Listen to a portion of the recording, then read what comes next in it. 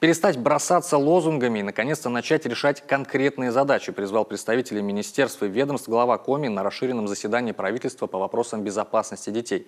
Реализация концепции обеспечения безопасности детей и подростков идет с большим скрипом. По мнению вице-премьера Натальи Михальченковой, причина несогласованности действий субъектов профилактики. Мнение собравшихся выслушала Наталья Литкевич. Какой порядок дополнительно нужен? У вас 20 всяких ведомственных участников соответствующего взаимодействия в рамках общественного контроля. У 7-то нянек дитя без глаза, а у вас 20. И что вы хотите добиться этим? Чтобы все работало как часы? Безопасность подрастающего поколения – вопрос государственный. Но она в большинстве учебных заведений республики оставляет желать лучшего. В этом лишний раз убедились этой осенью участники межведомственных рейдов по школам и СУЗам. Решить проблему, по мнению главы Коми, можно, если отказаться от недешевых услуг ЧОПов и дешевых бабушек и дедушек, и передать охрану на объектах образования и культуры в видение профессионалов, например, сотрудников неведомственной охраны.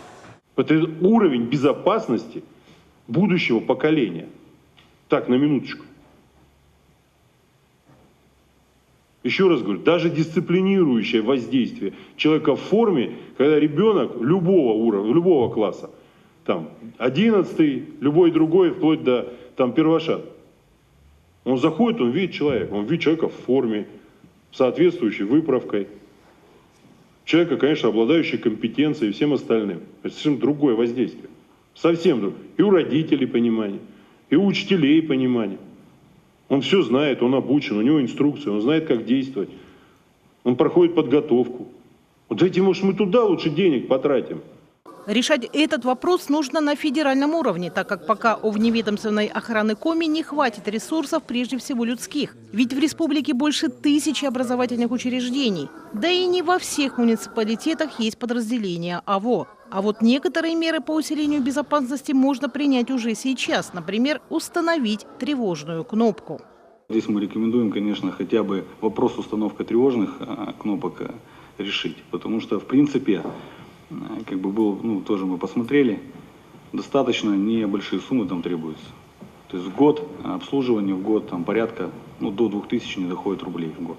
Все эта информация была предоставлена. Вот я хочу спросить, что у ректоров нет источников дохода, только один их, извините меня, доход из федерального бюджета. Они не ведут соответствующую внебюджетную деятельность. Это просто, еще раз говорю, вот уровень ответственности тех самых руководителей. По мнению представителя МЧС, можно решить и проблему гибели детей на воде. В этом году утонуло 8 несовершеннолетних. Все в местах, не оборудованных для купания. Есть места, которые традиционно пользуются спросом, в том числе не только у взрослых, и у детей, где сколько там запрещай, не запрещай, люди идут и купаются и так далее. Мы уже вышли с предложением, есть предложение, и на комиссии по чрезвычайным ситуациям рассмотрели все эти вопросы. Здесь только необходимо, как Сергей Ильич, вы сказали, обязать руководителей всех уровней, начиная от муниципалитета, заканчивая глав сельских поселений, всего-навсего оборудовать эти места. Потому что однозначно запрещай, не запрещай, дети, как ходили туда, там поколениями, они и будут туда ходить. Также точечно можно решить и проблему внеурочной занятости подростков-подучетников.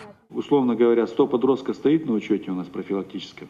Сколько из них задействовано, ходит в учреждения Министерства культуры, Министерства спорта. И если мы будем конкретно ставить задачи каждой спортивной школе, что они должны взять на себя тех или иных подростков, и не просто так по желанию пришел, не пришел, а все-таки с этим подростком работать индивидуально, тогда у нас и будет другой, соответственно, результат. Признаки неблагополучия и насилия в семье вполне могут разглядеть сами педагоги, которые каждый день видят ребенка. А за гуляющими во дворе ребятишками могут присмотреть активные и наблюдательные соседи. По мнению главы региона, все озвученные на заседании правительства задачи решить вполне по силам, если перестать перекладывать ответственность на других и быть неравнодушными к судьбе подрастающего поколения. Наталья Литкевич, Дмитрий Ведерников, телеканал Юрган.